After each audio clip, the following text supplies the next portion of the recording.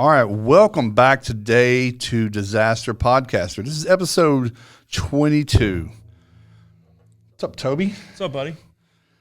Toby and Clark here. We're going to be a little bit loose today. We're going to be a little bit off script. We don't have a guest. We're just going to be talking about a couple of different things, but one of the main things we're going to be talking about a lot today, save the eye rolls. I can see thousands of people saying, oh my gosh, let me tune it off. Knowing your numbers before you bail out and go to sleep. I want to just tell you, this is going to be real high level. We're going to keep it relational to our industry, but it literally is connected to so much that we talk about all the time. So just hang with us for it. If you hate it, I'll give you Toby's address and you can send us some hate mail. Other than that, we'll be right back.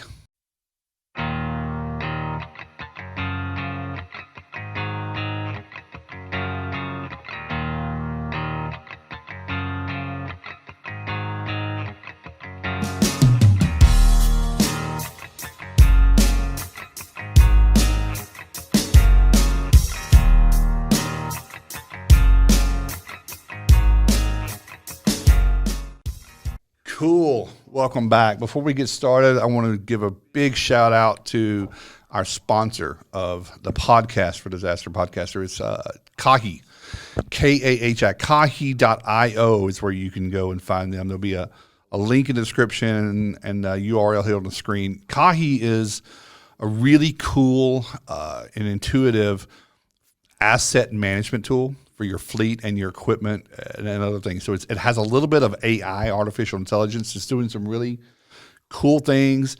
It's what we call passive to some degree, meaning you don't have to interact with it, which is always a big concern with a lot of people. But it's really, really popular. It's growing, and they are creating some integrations with other CRMs and some accounting software. So anytime you can add technology to an old industry, it's really cool. Yeah, and don't be afraid of the technology. No. I think I'm 49 this year, and a lot of people say, oh, geez, all these apps and blah, blah, blah. I'm going to go back to pencil and paper. You can do that, but you're going to be about the only one. The world is not working that way. The world's moving on. So thank you to Kahi. I was talking to Kevin Dooley, the owner, last night, texting, and we're going to try to get him here on a podcast in the next few weeks. It's a lot more than just the software. Kevin's got a really deep, rich background in this industry, and it leads to him finding the need to put this in place. He did not see another option like it. So shout out to Kahi.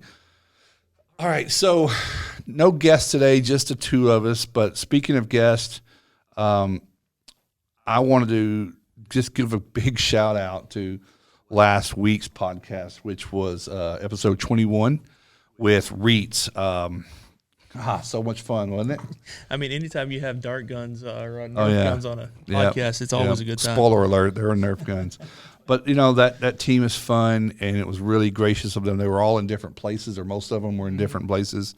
Very busy, classes going on. We call them in between some classes and breaks. But got a lot of feedback from people that enjoyed it.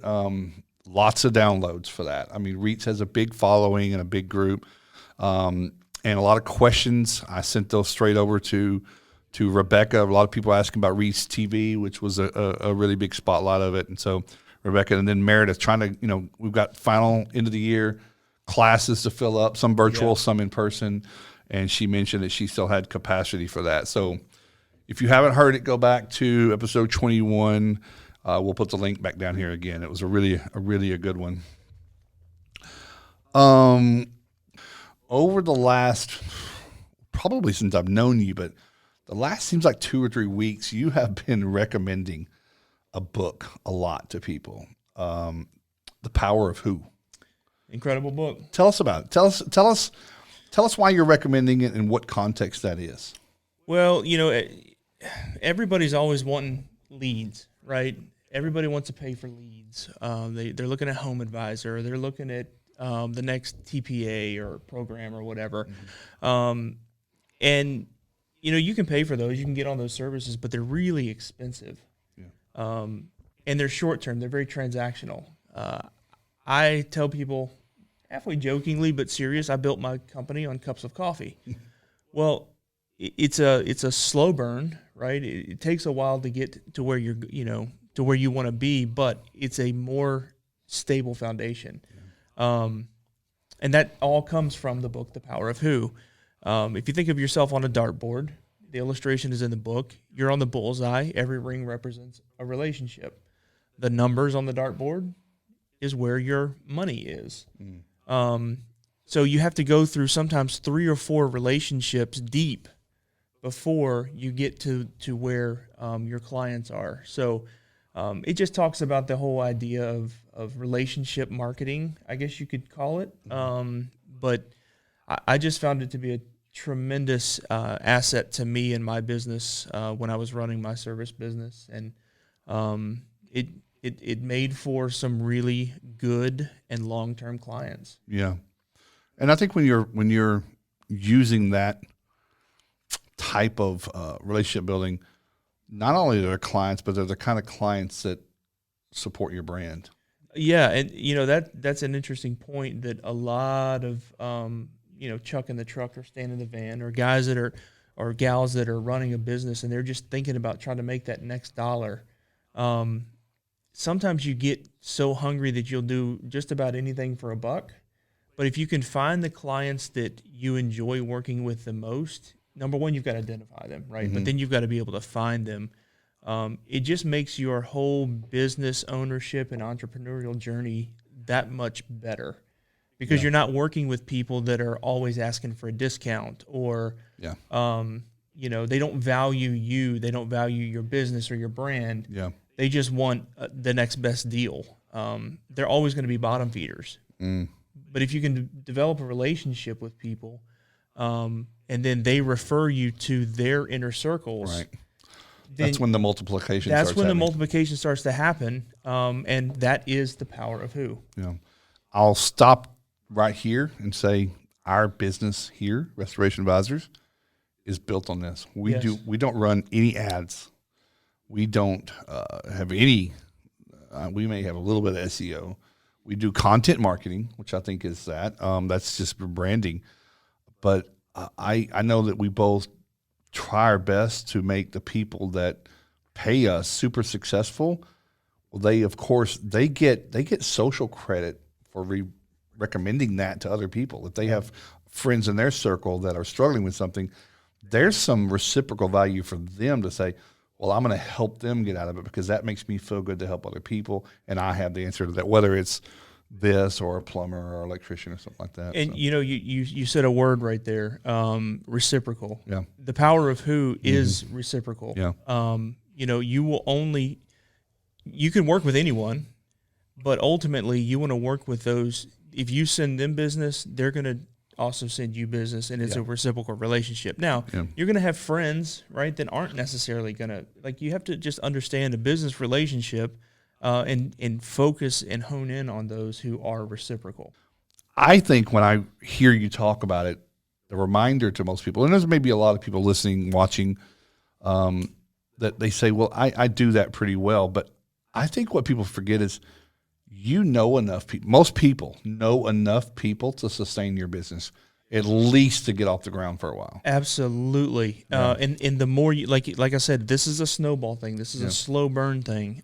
You've got to start get that initial momentum, but then it just starts propelling and exponentially growing. But you for sure, and I mean, again, I started with Home Advisor. I shouldn't say I started. After a few months of struggling, I did go with the route of Home Advisor, and I mean, I'm telling you, it killed me. It absolutely killed me. You have a cost of acquisition that you have to look at. Yeah, you do. And I eventually got to the point I was like, I'm working for nothing. And then I started looking around at where my favorite business was, and it was all referrals. So I was like, I'm just going to put my money into cups of coffee, get to know other business owners and business leaders in my area, and just build from there. And never regretted it. Never regretted it. Well, some of this is going to come up in our conversation later, because I think, we're talking about when you know your numbers and you know what it actually costs to be profitable to not, what your overhead is and what your cost of acquisition is, you start getting a little pickier on where you get your work because you know you have to. So we're going to be talking a little bit about that. Well,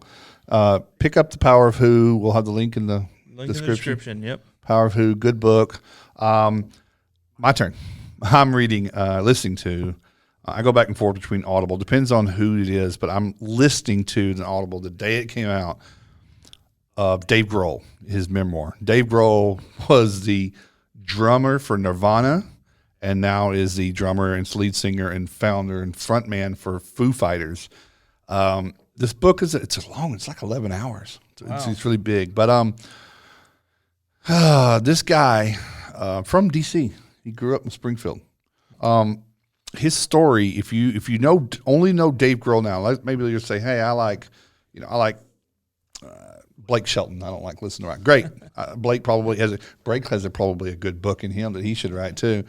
But listen, I love music and love musicians, but listening to this story, and I knew a little bit about his backstory, but what it took for him to get where he is now. We look at people where they are now, Bill Gates, Elon, you know how many shit sandwiches they had to eat? Dave is talking about 4 guys deep traveling the country with a group called Scream, a punk rock band, playing clubs where they hoped they had 50 people in a Dodge van, crossing the country 7,000 miles around, stinky, eating pork and beans and maybe some crackers and hoping they had enough gas and getting robbed, doing drugs. And it's not all roses, man. And then it gets to here.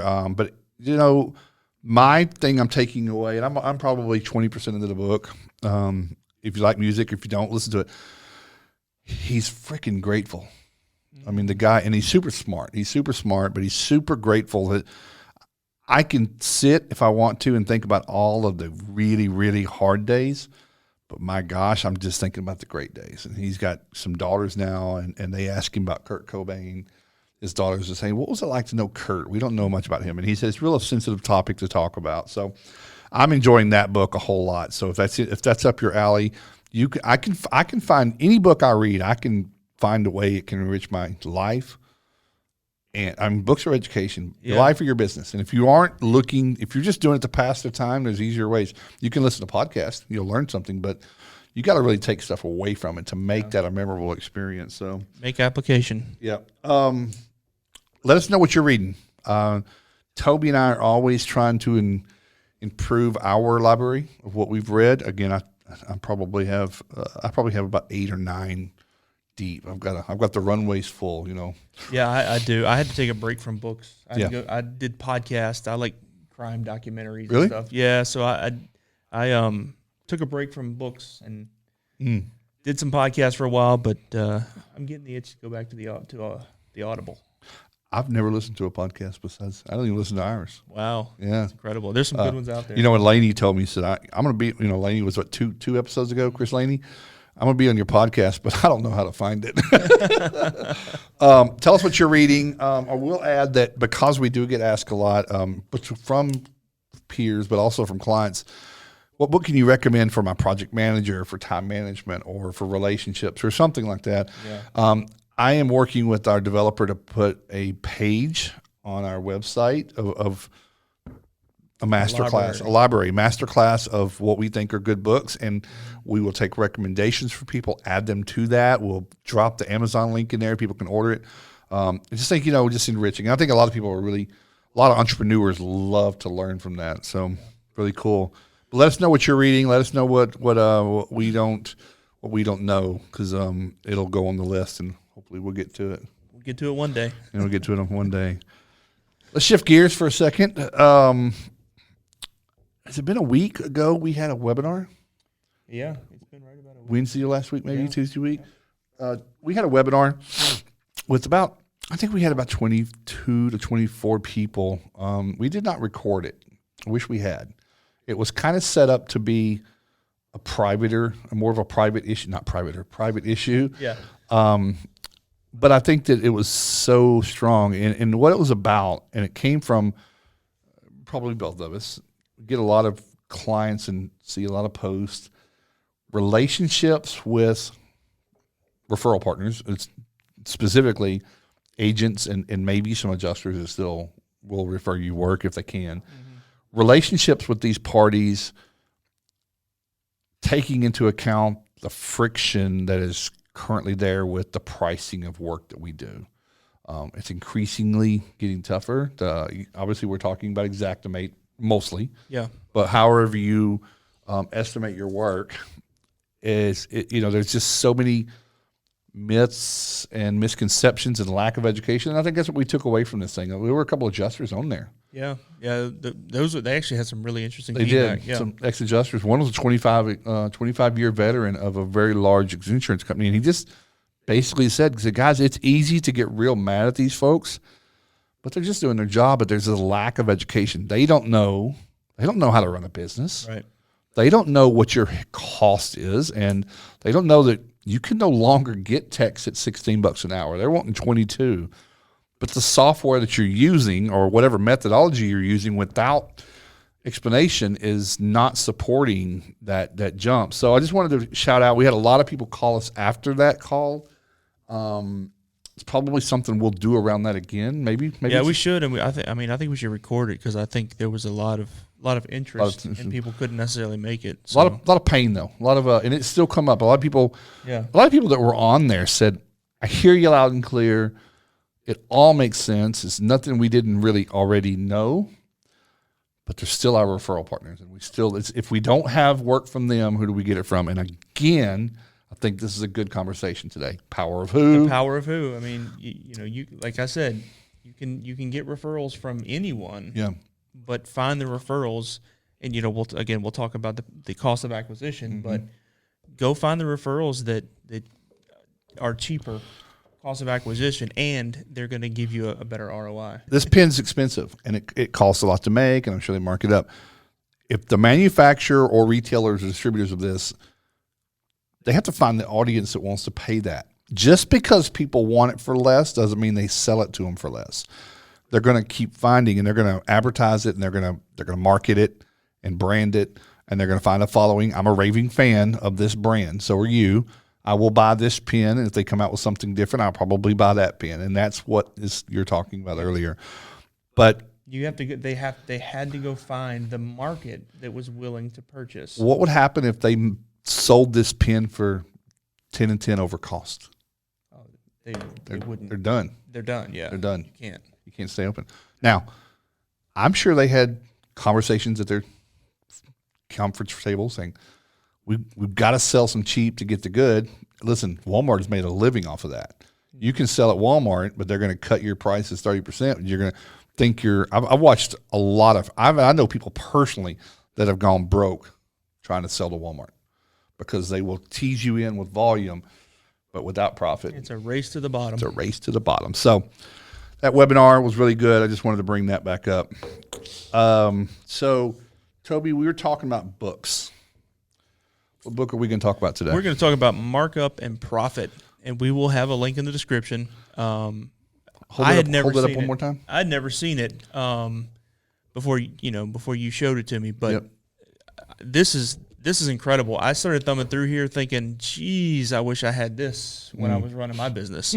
I mean, literally formulas for days on how to calculate different types of profit. Yeah. Your revenue, your overhead. I mean, all the stuff is in here. It's incredible. And we talk about numbers all the time with our clients. Mm-hmm. Knowing your numbers is probably one of the most overlooked subjects because everyone's afraid of it. I know I was for a long time. It took me sitting down with my CPA and saying, man, what's going on here? You just do it. He's like, well, I can do it for you, but you still have to know your numbers so you can make decisions. I'm a data guy, but I hate accounting. Yeah. So, and they are two different things. They're very different things. But this book really it lays it out. It makes it fairly easy to understand. Mm-hmm. So yeah, the author is Michael Stone. I've had this book a few years. I've breezed through it a few times. And it's as relevant now as it always has been. And I've brought it up in the last few days, and some people really grabbed onto some of the concepts that are in there. Yeah, I mean, we've had at least 3 to 5 conversations about knowing your numbers just this week. Just this week. Yeah. So I'm going to go through. We're going to keep this real high level, but I want to. And we're going to have some on screen. This is being recorded. You might be listening to Audible. you might, at least go to the description and get the book. But we're going to be talking about some things. It will not be massively visual, but I'm looking at the book to kind of just high level go through a few things. So it starts out, first off, anything else is Michael Stone is going to tell you he's been doing this a long time. As a contractor, GC for 20 years, and now he is coaching people across the country and the world in the area of construction. He is in that niche, construction, which includes new construction, remodeling, and specialty niches. Now, our podcast audience is probably primarily going to be people into the specialty niche, which is property restoration and more specifically the drying and the cleaning of structures following a fire water. So you are a specialty niche, and each one of these segments have different overhead. A GC doesn't have the overhead of a water damage restoration company. Right. That's if you have a staff or if you work with subs, you've got two different business types there, but both require knowing these things. So my bookmark, our buddy Chad, WCC Wyoming Cleaning Care in Gillette, Wyoming. Good friends of ours, Tanner, and they've got playing cards, a deck of cards on my desk. I used it for it's useful. This was a great gift. And this is how he markets. His who gets that. This book starts out with a lot of just high level and statistics are great. I want to go over one little section here, and it's called Reasons for Failure. In Michael Stone, the author's experience, and probably yours, and I know for mine, failure in this industry can be categorized in probably some more ways than this, but this is just some of them. And I'm going to go through them real quick. Don't want to spend a lot of time. There's 6 of them here. Again, you probably relate to some of them. You may have others, but not charging enough for their work. That's simple. Again, we're in this weird industry where people have a real problem with that sometimes. Failure to use or improper use of change work orders. You told me we almost don't use those at all in this industry. Yeah, we talk about that's almost a new phenomenon that we've been talking about since I really came on board. Yeah. It's just not really used in this space of the construction industry, which is really interesting to me because you can price something looking at a wall, but when you start ripping that wall apart, you can say, oh boy, it's more. So on the construction side of our industry, there's a term supplements. That's a real popular word. That is a change order thing. But what we're seeing in our industry for that is carriers who generally have adjusters, they're wanting to set a reserve, a book placeholder for an amount, and they have learned to tell you that I don't want to deviate from that number. So then we get reluctant to do that. But if you find extra work, what I think happens is when you're not going to get paid for the extra work, number one, you're not going to do it and you're going to cut that corner. Or number two, you're going to do that work and you're going to lose money. And you're going to lose money. And then you're going to be looking. And unfortunately, in our industry, guys, a lot of people, when they're not making good money, they're forced to be less than honorable. And they start making up or fluffing and adding things. Well, I see two kinds of people. There's the folks that will cut corners, but the vast majority of people that we talk to, and we have some great people in our circles, are extremely empathetic. Yeah.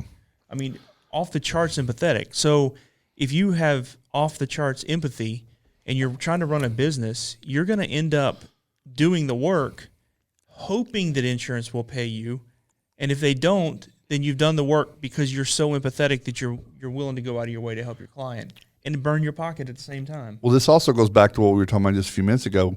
You've got a relationship with an agent or adjuster there, so you just want to keep them happy because they're telling you that's they're a only whole other story. That's a whole other story, but this ties into that. Yeah. The next one's failure to use or improper use of legal contracts. This is bad. This is pretty bad. We sell a package of documents and for restoration advisory, just because this is such a big issue. We'll put a link at the bottom, but it's contracts, it's hold harmless, it's releases, customers' right to know, a lot of different things. But just generally, I've seen so many things done without a contractor, I have seen in our industry someone using a contract that they got from a landscape company or pest control. Yeah, I doubt that was reviewed by an attorney. No. Well, they went to Facebook. Yeah. Somebody on Facebook give it to them. If it came from Facebook, it's got to give me your true. email address. I'll send you what I'm using. Yeah. Okay, so improper use of legal contracts. It's a whole nother conversation. Yeah. Okay. Too many employees for the volume of work being produced, which means, again, you have to know your overhead. You've got to know your numbers to know how many employees you have. You actually might have too few employees. I was going to say, I think that's really difficult to do in this day and age. Yeah, no, nobody's like, I got to get rid of 3 people. Yeah, way too many people. And if you have people to get rid of right now, let us know. We know some people that need more. Yeah, we can place them pretty quickly. But I can see that. You're trying to find in our industry. There's a lot of documentation. There's a lot of administrative effort. So you might. I always call it the middle belt. That administrative middle managers, supervisors, heavily loaded. What we're doing when we load up with supervisors in that middle weight is we're not putting enough accountability on the technicians or the people doing the frontline work, and we're supplementing with sometimes people that aren't billable, and ends up hurting our company. And again, reason for failure. Next one, improper payment schedules on the contracts. That's a cash flow issue. A lot of people think that thirds are okay, especially on the construction. Mitigation, forget about it. We're financing the whole thing. So not a good business practice. No, and there's not.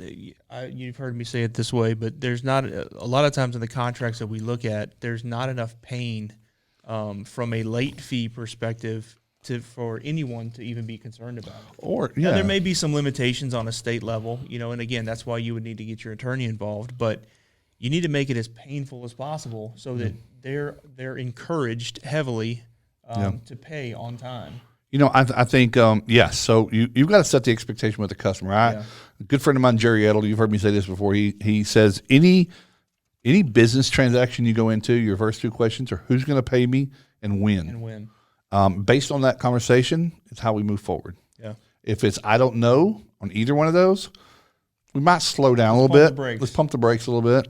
Yeah. And then the last one here is lack of profitable sales. And there's good reason that people do get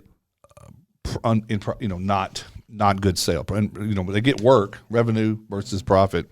This is not, you can't see the picture, but I've got a sign that says revenue is vanity, profit is sanity. Yeah. Cash is king. Yeah. Cash is king, yeah. So this book has a lot of more about this, and I found it really interesting. Again, some of that you may understand. Some of you may say, I'm in that position. But check it out. And I think Toby's right on many of those things. The next section before we go into the numbers is another kind of a realization that Michael has summarized here, and it's the 5 basics for survival. And I know this applies, Toby. You've read this part, and we've talked about this ad nauseum, and I love number 1. Journeyman's level of competency is the first 5 basics of survival. Tell us what you think that means. It means that you have to have a basic knowledge to be able to go to a project and identify the challenges or the problem. Not only should you be able to identify the problem, but also have a basic understanding of what it's going to take to resolve that problem. When I was starting out, I had worked in the industry when I was in college. It had been, probably 10 years.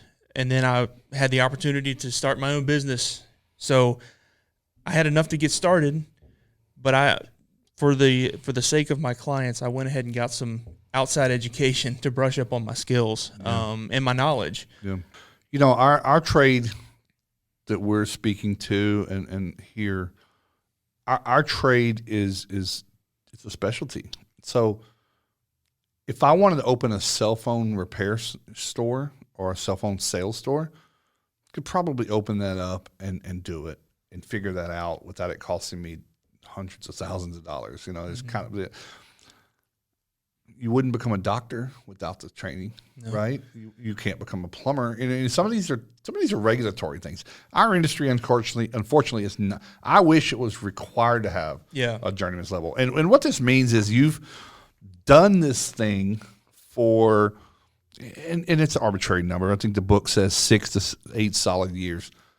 Maybe you're a quick learner. Maybe it's sooner than that. But what we see is when people, and then we also have franchises. Our industry is heavily with franchise and independent. People think that, well, I can get a franchise and it's a turnkey operation. It's not. Yeah. You know, you don't go to a class at our dear friends at REITs. They don't show you how to run a business. They don't show you how to handle all the complexities. They give you the basic certification understanding of the technical part of water contamination and drying, dehumidification, psychometrics, and things like that. But there's so much more to this than that. And then what we see and what I see a lot, Toby, is when you don't know how to do it yourself and you're learning as you go, it's really hard to train other people. Yeah. They're learning with you. Super hard to scale. It's hard to scale, which is why I think the timelines of this match up to what we hear from a lot of people. I don't think you have a really successful business in most cases, 90%, 95% of the times, until after 8 to 10 years. You start to really level out. You've got some things figured out. You've paid all the dumb tax. We've heard that term a lot. But you know, it's one thing to be a hard worker. Mm-hmm. I think I made a post this week, and it was really resonated with a lot of people. Are you going to be a great restoration operator and technician, or are you going to be a great company that does that? And either one of those is fine. 100%. You just have to understand what it is. They're not the same thing. You want to do, what your goals are. Yeah. And then just chase that and go deep with that. It's perfectly fine to be a great owner operator if that's all you want to be. Yeah, and I'm not telling anyone in this industry that has worked for someone else that went and started a restoration company that they can't do it.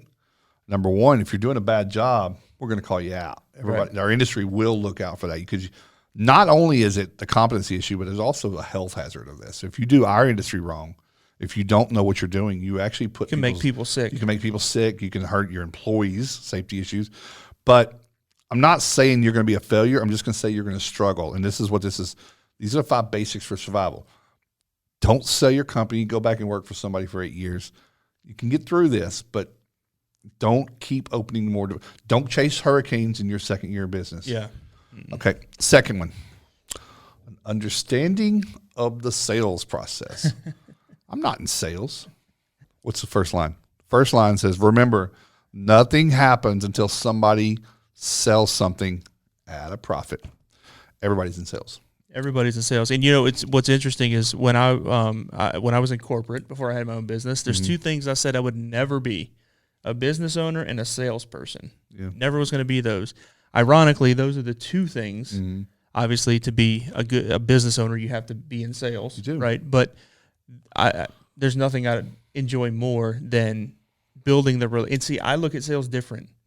It's not a transaction for me. It's a relationship. I'm a relationship guy. So sales is fun to me now because I understand that it's about the relationship. I get it. And that's the slippery slope that in our industry, a lot of people say, well, there's really not much of a sell. People have a flood in their house, and we're going to go do it. But they're also saying there's a set price for that the insurance is dictating, and that price is not making you profitable. You do know you need to know how to sell. You need to know how to sell yourself, your team, your brand.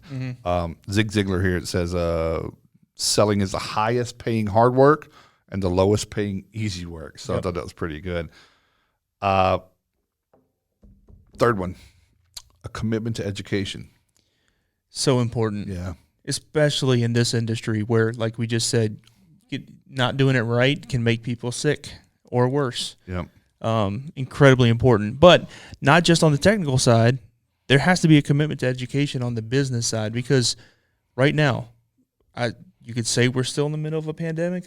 We're on the back of the bell curve. The epidemic of the pandemic. Yeah, I don't even know what we're in anymore, but times are different. Yeah. Even though, argue where we're at in the pandemic, on the backside, we're still in the middle of whatever, times are different than they were a year and a half ago. Yeah. If you're not educating yourself on what's going on around you outside of your community, outside of your business, outside of your state, you're going to struggle.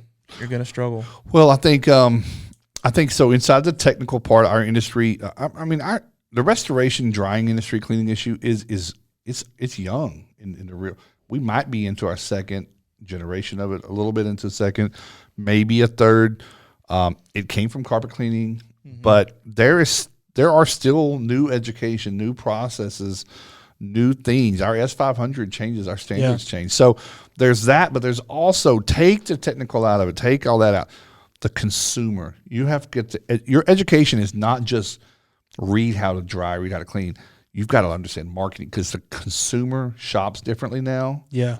Technology is changing. Your apps, where your customers are finding you, it takes education, it takes research for you. You got to, this as a commitment, just commit yourself to, you will not put it in cruise control in year 4 and just cruise on. If you do, you're blockbuster. Yeah, years 4 to 7 are very deceiving. Yeah. Deceiving. I wonder if the people at the phone book companies had a commitment to education or not. Did they see it coming? I don't know. I don't know. I mean, they tried to go the web route. I don't know if that really did much for them. But actually, I want to go back to the number 2, understanding the sales process. Mm-hmm. We've talked about it more recently now that staff has become such an issue. You almost have to sell your company to potential employees. And it's become even more important recently in the last year to become an attractive company for people to want to work for you, because it's so hard to find people. So you actually have to make a sale and get those employees on board. Yeah, I just saw a post yesterday from a guy in the Chicagoland area. He's offering a $2,000 sign-on bonus just to get some water restoration people. What's funny is it's that's going to work for a certain, but there are people. I think the right people. It's not just the money at all. No, it's not. I'm just saying, people are going to extreme measures to get people on board. But they're avoiding what they should be doing. Again, I would say I agree with you, Toby, but I think it's more. I think it's a different angle of a challenge. But I would tell you that I think for eternity, high energy, great leadership, great visionaries have always attracted the right people because they sold their brand, they sold the mission. Mm-hmm. The real CEO of a company, by the way, doesn't sell to the public; they sell to internally. This is where we're going. This is where I think I think every one of you has the potential. Daily, they come in and they remind everybody of it, and they encourage them and coach them. And I think that's in the trades, in the contracting world, we're focused on the micro and not the macro, but. I think that is sales. You're right. I think that you're marketing yourself and your company never ends. It changes, and your company changes. So some people do it really, really well. So I would recommend look around your industry, see who's doing it well. Pick up the phone, drop them a PM, ask them to have a conversation. Go out and visit them, and see what they're doing right. Yeah, that's education. It's not always. It's not always a book. Yeah, we're sitting here talking about understanding the sales process to attract talent, but it's educating yourself. So it's a combination of the two. It is. Number 4, understanding of markup, gross margins, and break-even points. Talk a little bit about that. It says these are just fundamental things you've got to know in business. Know what your markup should be, what your gross margins are, and what you need to do a month as it relates to your overhead. It goes back to. Some people have too many employees, and again, that's not necessarily the big issue now. Some people move into big buildings when they should stay in their garage a little longer, right? Yeah. They don't need new shiny vehicles. I know that's part of marketing, but you can really do a lot with the used vehicles. So, and a lot of people get a sales team, a really expensive sales team, when the owner is still probably in the best position to sell, but the owner is so busy trying to become a journeyman. So, you have to understand your gross margin and net. We hear a lot of that. People don't talk about net; they talk about gross.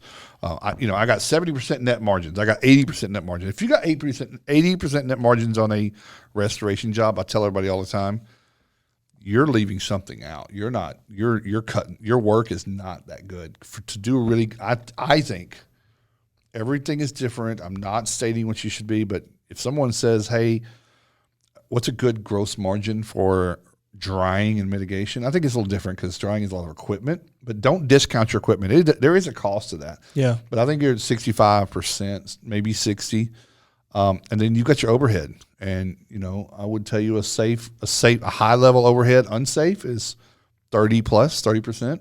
And that means you do $1 million a year. If it costs you $300,000 or more to run your business, that's cutting into what you keep. I think everybody understands that from some level, but this book really helps you understand that. But I think you should try to get your overhead in the 20s.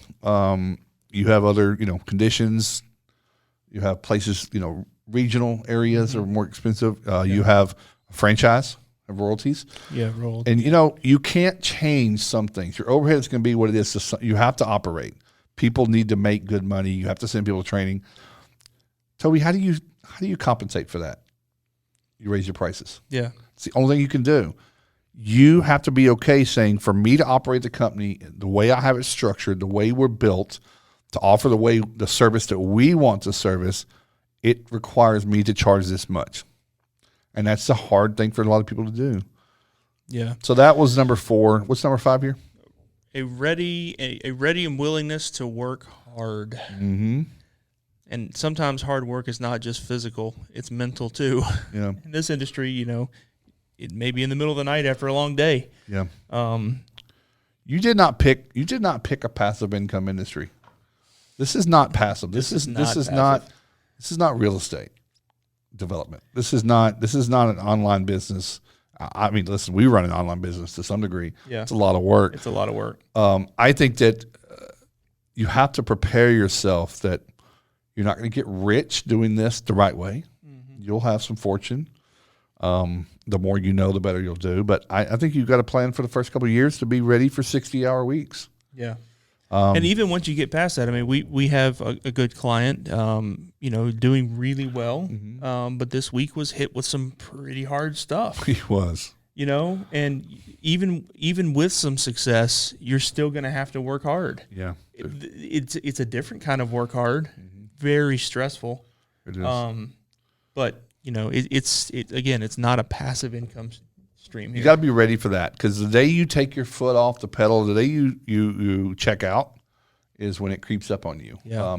You've got a ship that you've built, and anything that has any ship, any car is going to start springing leaks, and you've got to be ready to plug them, because as you put miles on something, I know it's a weird metaphor, but I think it works. Yeah, as you put miles on your business, it's going to have some cracks. People are going to leave. There's going to be theft. There's going to be change in your market. You got a new competition. Yeah, you're gonna jump back in there, and it's easier. I love the term. It's easier to stay started than to get started. If you're already running hard, or you find your pace that this is hard work. If you stay going, but if you check out, it takes a lot of energy and momentum to ramp back up and get back where you are. That just really brought in the 50-mile ruck that I did a couple years ago. Yeah, the big 50-mile ruck here. So we talked about some really good things there. I don't want to put anybody to sleep here. This book has it all. I do recommend you listen, guys, this big old, how many pages is this? 200? 300? No, 315 pages. It's $12. Forget about it. Get it. Forget about it. Definitions, markup. Markup is what you need to add to your job. You're going to have to mark it up. If this pen manufactured, I had this lesson with my son one day. We would the pen. It was a Gazinga. Forget about it. If it costs $5 to make this pen, I can't just sell it for $7 and expect to have $2, because someone has to ship it, make it, market it, store it, et cetera, et cetera. Warranty, you're going to get some breakdowns, and that comes back into your overhead. You need to find out what it costs your overhead. You need to have a profit, probably $12 to $15. We were talking earlier about, about some of this and Shark Tank. Who watch? You watch it? Do you watch Shark Tank? Some. Not an avid watcher, but they ask, what's a profit? They ask what's your net, what's your gross profits, but what do you make? You to make it? Kevin O'Leary, Mr. Wonderful. What do you make it for? What do you sell it for? Well, I make it for $1.25 and I sell it for $23. Yes, they're all like, this is a good business. Right. In our industry, there are people who would say, that's outrageous. That's theft. You are crooked. Now, I'm not even talking about the carrier saying that. I'm talking about your competition, your customer. Yeah. If you can't tell the story about why you need to be profitable, they need to add this to the reasons people fail. Mm-hmm. It's part of selling. Yeah. It's part of selling, right? So that's the definition of markup. Profit requirements. I'm just going to keep it high level. Profits required. A good profit. Yeah. I mean, you have to be able, and I don't want to use the word finance, but you have to be ready to answer the call in the middle of the night and have the funds to go do the work on the next big job that could come in. And if you don't have the profits, you're going to be borrowing money. You're going to be doing all kinds of crazy stuff trying to get to that next big job. Yeah, profit. I could give you 100 examples why profit is. Profit's not a 4-letter word. It's actually 6. So don't let anybody tell you that profit it's not a bad thing. That's not a bad thing. It does make you evil. You're paying profit on everything you do. The fans you buy, guys got to put some profit on that thing, right? So, but yes, Toby's right. You have to have profit, especially right now in our business. You're financing work. You're funding jobs that you won't get paid for minimum 28 to 35, 40 days. Yeah. Lord knows if you get a surge, a flood, or frozen pipes, or a wildfire, and an opportunity arises. So profit comes into seizing opportunity. You have the capacity to do something, but you can't afford to. Yeah. You've got to now pick up 14 jobs, go rent some equipment, bring in some subs and some extra, all this extra cost, all this extra labor that you're now financing. But you look at your bank account and it's like, I'm only going to get through payroll next week. I can't do any of that work. All of a sudden, you can't grow and take opportunity. The one thing you were hoping would happen, or someone you've been marketing to, a commercial client calls you with a flood of a warehouse. You're going to go run out there and do it, but you're going to run it on the cheap. You're going to try to use your own people, which is only 3 of them, and they're all burnt out. And you're going to use just the equipment you've got instead of getting more equipment or renting it. You're not going to do the job well. You might get kicked off, and then guess what? You're not going to get that call again. You're back to square one. You've got to have enough profit to put your best foot out there and go overboard. Now, you might not know how to run a big project like that, and I would say don't try if you don't. But profit's important for 1,000 reasons, and I think everybody listening knows this. Knowing it and doing it is 2 different things, especially when you have an adjuster hollering at you that they're not going to pay for overhead and profit. Well, and people ask, how do I know how much profit I need? And I think that goes into this. You've got to learn your overhead. You've got to learn your terms, your payment schedules. We talked about the contracts. If I'm not getting paid, if I'm going to do this reconstruction and I've only got a third of it, that's not enough for the materials. I got to pay some subs. These all things are not one answers all. These are all very challenging things. This is why you're the owner and you're not the tech. You're not if you're listening to this and you are the owner, and if you're listening to this and you work for someone and you think that the owner is making huge money and blah, blah, blah, and I need a raise every 3 weeks and I did something great today, I would challenge you that you probably should start asking for some transparency on the P&L to understand, I wouldn't say dire, but where the company is financially, because I think you'd be surprised. I know when I show my employees a P&L, they're like, I knew we paid for stuff, but that's a lot of zeros. That's a lot of commas every month. Whether you're busy or not, that cost is still going to come. Well, I mean, that's in this conversation really turns into why a lot of people end up living the E-myth, right? Yeah. You know, you get that technician or that senior tech or the project manager says, I'm not getting paid enough. I can make more money on my own, because they see what's being billed, but they don't ever get to see the P&L. And then all of a sudden they're struck with the realization once they do launch on their own, oh boy, this costs a lot more than I thought. Well, and I think this also causes a lot of people to stay small. I don't know those things. That's a territory I'm not strong in. That's a scary place. I'm just going to stay where I'm comfortable. I don't know how, and then they'll say, I don't know how to get past where I'm at. But the past is right here, and this is the beginning of this. These are the kinds of things where you got to get comfortable being uncomfortable, but you've got to learn what you don't know. You now know how to clean and dry, and you're top in that area. Great. Doesn't mean anything if you can't do more of it. And I always love to say, if you are proud of the work you do in your business, you owe your community and your customers to be profitable so that you can help more people. Because if you stay small and you can only help 2.3 people at a time or families at a time, and you know there's some bad actors in your market, you're pushing people to them because you're not giving them an alternative. And I think I call that as a higher calling of being profitable. Mm-hmm. And then lastly, I had a note here about O&P. O&P is a big conversation in our industry. 10 and 10, forget it. This book's going to prove it to you. If you're only putting 10 and 10 on your jobs long term, you're not going to get far, or you're not going to make it. He talks about it and explains it. 10 and 10 is not enough to cover your overhead, and it's certainly not enough profit. So this brings in the conversation and the argument, and I know Toby doesn't know as much about Xactimate as I do, which I wish I didn't know much about it, but there was a belief, or you're told, that all of these numbers are built into that software. Listen, I don't know what you're using, and some things are maybe in there and some aren't, but it's your responsibility to learn what's included, whichever platform you use. And if it does not include, if you're not charging enough in Xactimate for your overhead and for your profit, you've got to compensate for it and add it in. Mm-hmm. Shameless plug, we have a course called Xactimate, what they don't tell you. We'll put a link in the bottom. If you are being told that we only pay what's Xactimate download prices are for your zip code, you're being lied to. You're being, the terms and conditions of Xactware tell you otherwise, and I would like you to go see this course and consume it. You may not even know, and that's the reason I'm bringing it up. We publish this course after a lot of people have asked over and over and over, and honestly, because I don't think we are great at marketing, or we're busy like everybody else. We have some of these books, some of this stuff we're talking about applies to us, but people find these things. Oh wow, I wish I'd have read this book. I wish I'd have taken this course years ago. Yeah.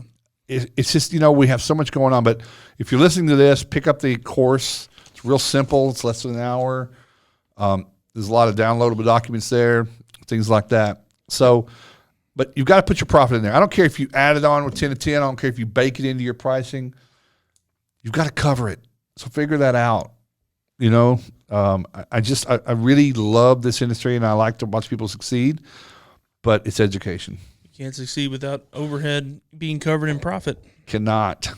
And listen, we've been on here a little while. I want to tell you the last part I had written here, Toby, was once you know everything, not everything, once you have a better understanding of what your overhead is, your break even, your markup, your margin, your gross and net, how all those things play in, it opens up the opportunity of a lot of new things. You just start budgeting, buying goods, supplies at better pricing, and how that can impact your profit, and which profit means, sharing with either more benefits for staff. I love to tell people, what's killing a lot of people? Buying crap at Home Depot, paying retail. Yeah, that's a big one. If you're running any sort of, business that has a fair amount of volume, find a supply house, get contractor pricing, and stock up a little bit. Stock up. It's going to require that you manage some inventory. But you also, why you can't stock up? Don't have profit. Yeah. And you may not have the space. But think if you can save 18% by buying in bulk in some things that you use almost every day. I just had this conversation with a client of mine just last week. That goes straight to profit. That goes straight to the bottom line. It does. They're buying they do some pressure washing, and they're buying gallons of bleach at the local retail establishment, and they could be buying it from a supply house in 55-gallon drums and cutting at least. But 18%. The good news, they're supporting that local store. I said local. I said local. I didn't mean it like that. Yeah, it is a national chain. Okay, but they're supporting people. I mean, there's something there for that. But listen, there is. That's where you got to decide how much profit you need. You may want to support the local Ace Hardware or the local Walmart. There's local people working there, but you're not helping if you're struggling, these are areas you need to really dial down on. And listen, fleet maintenance. You know why most people have to work on their fleet? Because they don't keep up with the scheduled preventative maintenance, and it goes down and it costs them a lot more. Yep. Just like our bodies. We don't go to the doctor. We wait till something's broken and it costs us a lot. So that's it. It's really this whole topic. I want you to get this book. I want you to understand overhead and profit margin. I want you to learn it on your own if you can. If not, we're going to give you some options here. But We just talked about a lot today. Let's start winding down. A lot of stuff. We covered a lot of stuff. I hope it was entertaining. I hope some of it. I think it all kind of connected. We talked about the overhead and profit. We talked about relationships with agents and adjusters, or even your referral partners, of how you estimate. That could be better if you had a better understanding of your numbers. You could explain that to your partners a little bit better, and maybe see if they can see your side of it. And some books, with this book about that, and just I think the last thing I wanted to tell you about overhead and profit as I whittle this thing down, and knowing your numbers, is once you know, yes, you can obviously start making some decisions, but you can also you'll stop doing work that's not profitable. There's a misconception that you can't outsell bad margins. If you are doing cheap work, selling more of it is not going to make that pain go away. It's going to help you cover payroll next week, but you're just actually making it bigger. If you're not making enough to cover this PIN and you just want to sell more of them, you're still only making $1.50. You've got to sell 500 of these. You're not getting that many jobs, and it's just a game that you get caught up into. Instead of pump the brakes, settle down, find people who want to pay what you're worth, because everybody has a few customers say, oh my God, as long as they come through and they pay me, it's that 1 out of 40. Like, I make great numbers on that job. Do more of those. Yeah. Focus on that. Yep. And just imagine what your business would look like then. Yep. That's where the data aspect of accounting and the P&L really comes into play, because you can look at that from an analytical perspective and say, those jobs are killing us. Yeah. If you don't have a good dashboard for your numbers, I'd like you to reach out to us or Toby. You got to have a dashboard. It's not hard, guys. It's not. It's not made only for Fortune 500 companies. Reach out to us at restorationadvisors.com. What I want to do, the call to action here, is don't continue to run your business as a small out of your shop. Not everybody wants to be 20 million. I'm not saying that, but build a really good, strong, financially stable, dependable, consistent company, well-rounded, good leadership, gets you out of the truck, gets you out of the job so that you can focus on this stuff. And it's what we do. I think I'm guilty of not telling people enough about that sometimes. And just like, it's lonely. It can be, when you don't have a partner and business partner, who's there to help you? You can. You can go and ask some friends, and I'd like to say hopefully you get the right information from them, but they may just be as lost as you are, and you've got to really validate that it's good information. But that's about our podcast.